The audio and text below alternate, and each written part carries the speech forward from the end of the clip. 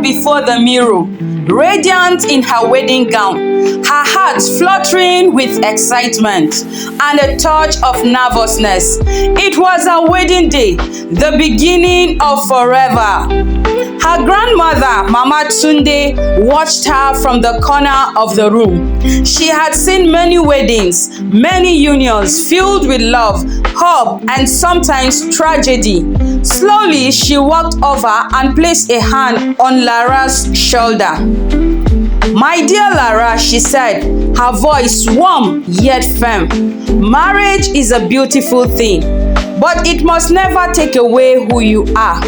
Let me tell you a story, one I pray you never live to see for yourself." And so she began. Patricia had dreamt of a beautiful marriage. She believed love was patient, kind, and protective. When she married DK, she thought she had found all these things. They lived in the city of Lagos, where the streets never slept and dreams were built from hard work and determination. DK was a successful businessman, respected by many. He was charming in public, always smiling, always nice. Everyone thought Patricia was the luckiest woman alive. But behind closed doors, her reality was different. The first slap came 6 months into their marriage. She had forgotten to warm his food. "I work hard for you," he shouted. "Is it too much to ask for a hot meal?" She apologized, holding her cheek. "I'm sorry, my love."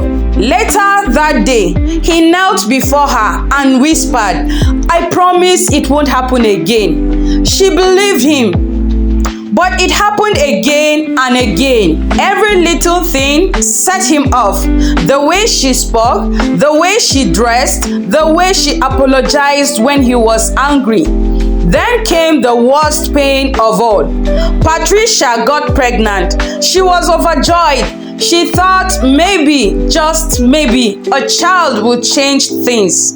But one night, after DK returned from a business trip, he accused her of flirting with other men. "The other day, I saw the way you smiled at Emeka at the party." "No, my love, I was just being polite," she pleaded. The punch landed on her stomach. Sharp pain shot through her body. By morning, she was in the hospital, her hands gripping her belly, tears streaming down her face. The doctor's voice was gentle but final. "I'm sorry, Mrs. DK, you lost the baby." DK felt remorse. He begged for forgiveness. "I didn't mean to, Patricia. It was a mistake." She forgave him because she loved him, because she believed he would change. He didn't. Another pregnancy, another slap, another miscarriage. By the third one, the doctor looked her in the eye and said, "Patricia, if this happens again, you may never be able to have children." But she stayed. She wore makeup to hide the bruises. She smiled in public. She laughed at parties. She played the role of the perfect wife. Until the day she collapsed after a fight with DK. Her body was weak. Her spirit was broken. She was rushed to the hospital again. This time, the doctor's words hit harder than any of DK's punches. "You have internal bleeding. We did our best, but we had to remove your womb. You will never have children." Patricia's heart shattered. That day, as she lay in her hospital bed, Halima, her childhood friend, sat beside her. "Patricia, you need to leave him. Do you want to die in that house?" But Patricia couldn't leave. She had no job, no savings. DK controlled everything. And deep down, she still believed the man she married. So she went back. One evening, DK returned home drunk. He was in a bad mood, complaining about business deals that didn't go well. Patricia tried to stay out of his way, but it didn't matter. "Useless woman," he shouted. "You can't even give me children." Something inside her broke. "DK, you are the reason I lost them," she whispered. His face twisted in rage. "What did you say?" The first blow knocked her down. The second sent her crashing to the floor. The third, she didn't feel the third.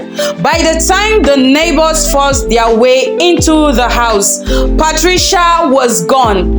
But this time, she didn't just become another silent victim.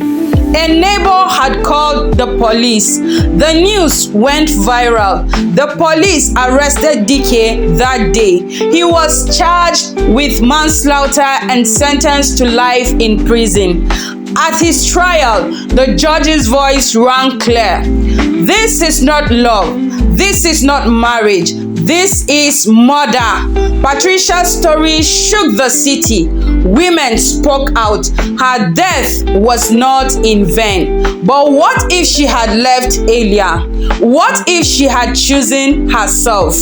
Lara's heart trembled as she stared at her grandmother. Mama Tunde looked deep into her granddaughter's eyes. "I want you to know that love should never cost you your life. If the home you build is killing you, live to live. Never let love turn into a cage." Moral lesson: love should never cost you your life. Staying in an abusive marriage is not endurance, it is slow death. If the home you built is killing you, live to live.